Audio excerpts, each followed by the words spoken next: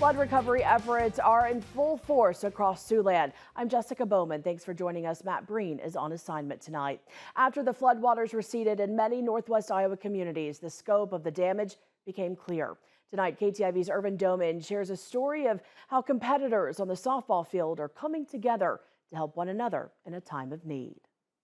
As floodwaters ravaged towns across northwest Iowa, the Spirit Lake Indians softball players decided they wanted to do something to make a difference.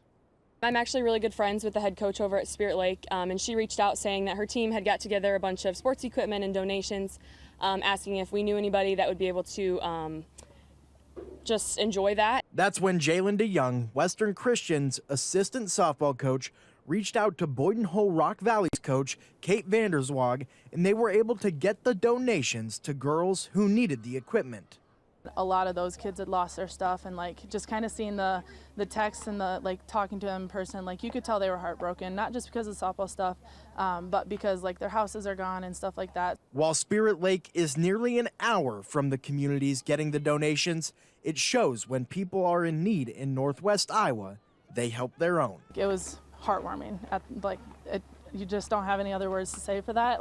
It's literally that's what northwest Iowa is. And in the same spirit, the Boyden Hull Rock Valley softball players have stepped up to help those in need in their own communities. Our softball team kind of got together every day, and we've walked from house to house, just kind of helping people and taking stuff out of their basement when there's a foot of water left. And then people started tearing sheetrock out and the ceiling tiles and stuff. Soon enough, these girls will go from rebuilding the places they call home to hitting home runs thanks to girls like them from 60 miles away. Irvin Doman, KTIV News 4.